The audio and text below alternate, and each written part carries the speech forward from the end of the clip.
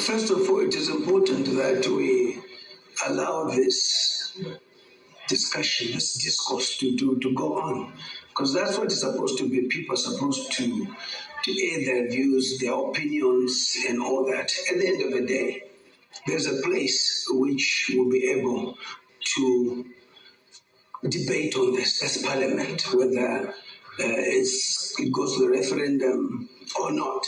And the process has already happened. So it's a bit too late for the retired generals, if it's true, to come up with this at this stage. They were there, they are part of ZANU-PF, and if they're true generals, they do have access to the president, they do have access to the leadership of this country, they do have access to the party structures that they belong to. So I respect generals, and I think they could have had a meeting with the president if they really desired to do things with integrity and dignity. You don't want the generals to be seen to be disgruntled, bitter, in that they don't have jobs and their time came and their time went, and yet there's a new command. The new command that is there equally respects them. They could have, asked the new command to be able to make an appointment for them to see the president and the leadership of ZANU-PF. We must separate the government and the party at this point in time, because it is the party that wants that, which is supreme to government. And I think they've all said that. I think it's also important for the generals to understand that they have seen a lot happening in Zimbabwe. Why are they talking now? Why did the generals allow the former late President Jim Mugabe, may his soul rest in peace, rule us for 37 years? Is that what they agreed during the liberation struggle, that the late president would rule for 37 years? I asked them of that. At the end of the day, there was Restore Legacy, which was the people's movement to change the leadership. They were there, they didn't do anything, and so forth. Let's not forget that a lot of the violence which happened during the opposition was attributed to the generals too themselves. What do they have to say about that? The generals are not as clean as they appear to be at this point in time. And I don't know which generals. For me, generals have this aura, this respect, which is critical in one listening to what they says, but in a proper forum, the right people, not in the public. And generals cannot be seen in the public behaving in this manner unless they are rogue generals, unless they become rebels. It's a different thing altogether. And it's only proper that the names that we've seen of the retired General Sigauke, retired Vice Air Marshal Mchena, who I know and respect, to say, are they really involved in this? Because I did not see anything signed. I just saw something on social media and them commenting, but I've not seen anything signed. It's important for them to sign and associate or disassociate themselves with this, because ultimately there was the Geza, Malay Sekuru Geza, may his soul rest in peace, who was equally, vocal about these issues. At the end of the day, he was on his own, and he's a man who equally fought the war and did a lot for the country. People might differ in his approach, but I still, stand for the fact that he was a liberator of this country, and he could have also addressed this in a better forum. Lessons must be learned, because we don't want this to be happening. We look forward to them being the people who are sober, who talk about it sober and so forth. But it's a ZANU-PF issue, a party that they belong to, a party that they fought for in the liberation struggle. What is become of now for them not to be able to go to the leadership of ZANU-PF and so forth? So to me, it is critical that the issue of the authors be very clear and so forth. All veterans were arrested because they got a court order for them to be compensated, and the late Comrade Vashko, who was the chairperson of this group, died as a result of some of these generals going against them and getting them arrested.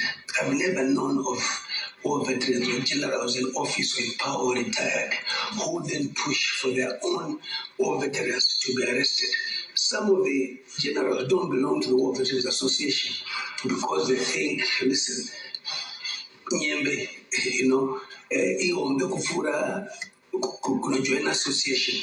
The association of the War Veterans Association is about welfare, nothing else. So what have they done and what did they do to help the welfare of the war veterans? That's the number one issue. Their conscience must be their master. Vanutichi vakanobvunzwa kuheaven kwavanoenda kukanangwe avasvika kuti chii chamakaitira mabia enyu on the ground. What did you do for them? The War Veterans Association must focus on the welfare of the war veterans. I think it's very important. I support the welfare of the war veterans from a political perspective. It's a different thing altogether. The moment you get into politics, it's muddy, it's messy. It's not for that. I remember the late retired Chief Air Marshal saying to me, Themba, I cannot be a politician because I don't know how to deal with the civilians and I don't know whether I can take what they'll say to me. He was appointed as a minister. He never fought for any position. That is the reason why if you see Honorable Mona as Member of Parliament in Chikomba, people wanted the late retired Chief Imashushi to be the Member of Parliament in that area. He then called me to his office and said, no, I don't want to be a Member of Parliament. I would like Mona to serve the people. I don't want to be a politician. So generals must be very careful by getting into politics because a lot of things will be understood, a lot is happening and so forth. And let's also be careful going against the will of the people and the will of the ruling party. The referendum it's a debate. It's not there. Opinions have come through and so forth in Parliament. The other day, Comrade Paul Mangwana explained clearly, that it was not a third term. And so for many people have said it's extra time. It's extra time to go to a football match. So people have come up with different narratives and so forth. So there are people I respect. Let them enjoy this country by being empowered, by their welfare being taken care of, and so forth. There are so many people who died during the struggle, whose children and families have never benefited. They must be fighting for that. But if they decide to be pro-politicians, welcome to the political field. It has no respect. It does not know who you are, and so forth. And again, it will tarnish their image. Politics is dirty. Politics is dirty. Politics has no permanent enemy, but permanent interest. In this one, whose interest are they driving? That of the party or that of the president? Being generals, again, they must be careful with being charged with treason. And some of these things will end up being treason at the end of the day, and no one will stand with them. It's the 11th hour right now, and it's important that procedures and protocols are followed. I respect generals, but I don't respect generals who go to the public in this manner. They must, first of all, see the powers be, and if it does not work, have they tried to call the president, Nangago, who they know who's worked for them? He was the Minister of Defense, before Minister of State Security. Why have they not approached him? But these sideline meetings that they're having because of disgruntled people and so forth, no generals, no sign of one Syrian, no mega. Munomira mega, muri vanhu handino respect handinofarira chaizvo, but inini ndinoti kwamakuenda uku kwakati omei. Inini I always tell you what I think. The same way, a lot has happened in military intelligence and the army that they spend more time on people like us and so forth, plotting and all that. This country is not for assassination. I know people assassination. It's what traditional leaders. But he are not going to assassinate.